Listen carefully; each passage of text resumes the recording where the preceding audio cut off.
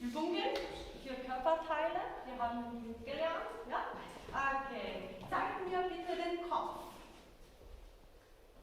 Die Nase, die Schultern, Füße, ja, Beine, genau, Bauch, okay, Hände, ja, Hände, ja, genau, Augen, Ohren,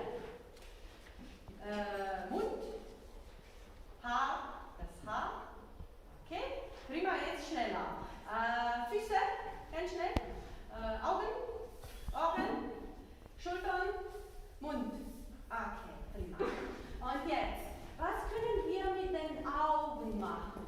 Okay, was können wir mit den Ohren machen? Was können wir mit der Nase machen? Prima. Und was können wir mit dem Mund